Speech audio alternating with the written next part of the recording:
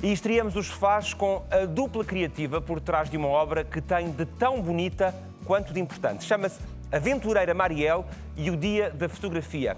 É um trabalho incrível para dar a conhecer ainda mais esta noite. Connosco, Nuna e Lala Belacai.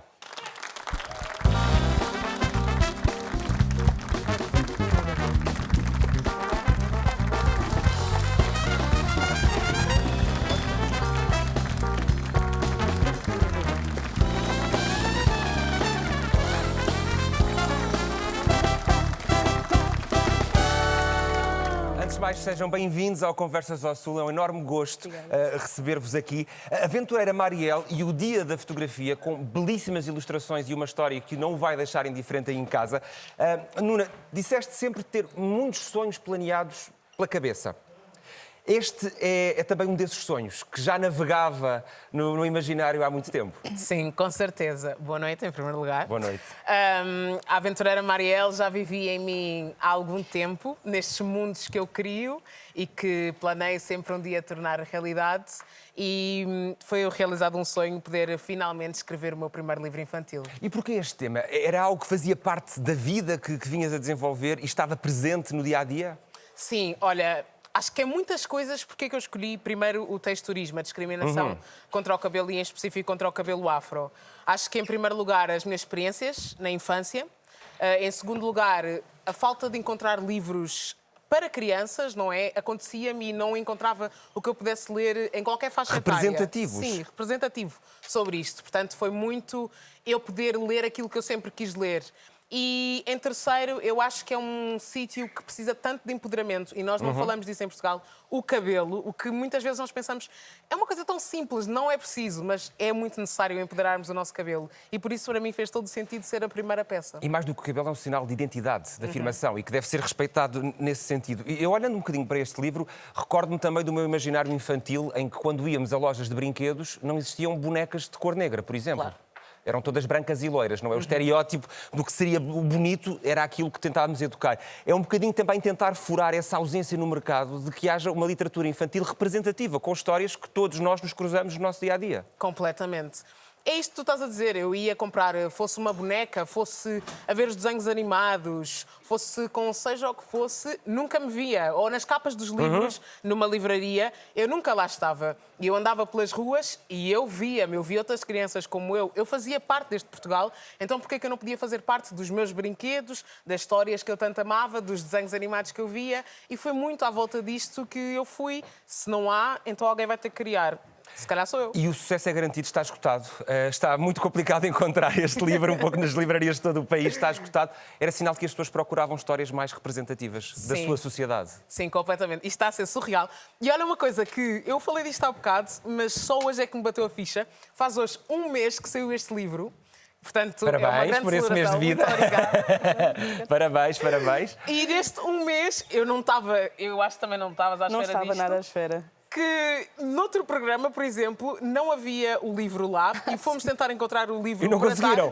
E estava esgotado em todas as livrarias à volta, é e só à maravilhoso. sexta é que se encontrou um exemplar. Portanto, está esgotado Isso já é maravilhoso. em muitos sítios e é incrível a recepção. Lala, este desafio eu sei que partiu através de uma conversa num painel em que estavam. Sentiste preparado logo de imediato para o convite? Assim que a Nuna falou-me do tema que nós estávamos a falar, que ela falou sobre o livro, eu fiquei imediatamente a querer, ok, quando é que eu começo a desenhar isto? Porque surgiram logo imagens? Começaram a surgir imagens e eu, ok, eu já estou a dizer que sim, ela ali a meio, ok, quando é que vamos começar? Vamos começar já isto, porque era uma história também que me podia relacionar bastante, portanto, o convite da Nuna também foi uma surpresa para mim, por ela ter visto também a minha arte e pronto, e depois a nossa parceria depois foi pronto, nascendo aí, depois começámos a trabalhar logo para E essa simbiose sente-se nas ilustrações. Nós temos aqui duas que são marcantes, pelo menos que nos marcaram mais a nós na obra. A imagem de Mariel chorosa com o cabelo cheio de lacinhos. Nuna, é verdade que aqui a Lala conseguiu caracterizar aquilo que tu estavas a imaginar na história? Sim, eu já tinha, eu parti muito daí, eu tinha uma visão de que eu queria. E eu falei de que, antes de escrever, seja o que fosse do livro, antes de ter decidido exatamente como é que ia ser esta viagem, esta imagem que está agora a passar foi a primeira na minha cabeça. O cabelo gigante e com uma data de coisas nele e esta tentativa de controlar. E acho que vai muito à volta de a tentativa constante, quando se é negro português ou quando outros grupos racializados portugueses não se veem representados, de enfiarmos nestas caixas para cabermos em Portugal e para podermos ser portugueses. E o que é isto de ser português se eu nunca me vejo? É só uma enorme caixa. Exato. Esquecemos disso às Uma vezes. caixa com tanta coisa. Exatamente. E que bom que é. Exatamente, e isso é o maravilhoso. E esta foi a primeira imagem que eu tive, esta tentativa de pôr tantas coisinhas para encontrar aquela coisinha que fizesse sentido. E foi a partir daí que o resto depois nasceu. E Lala, percebeste que estavas logo a corresponder à visão da Nuna? Desculpa. Percebeste que estavas logo a corresponder à visão da Nuna. Ao criar esta imagem, percebeste que era 100% isto que a Nuna tinha na cabeça? Sim, como pude relacionar com algumas experiências que a Nuna contava, e assim que ela falou, eu consegui logo criar a imagem e foi logo a primeira. E eu mostrei, ela assim, é isto. Claro que há sempre os ajustes, é uma coisa aqui, uma coisa acolá, mas o geral, que sempre que apresentava uma ilustração à Nuna, era sempre... E estamos a falar de um processo que é orgânico ou é um processo que é demorado, que é longo, que é técnico?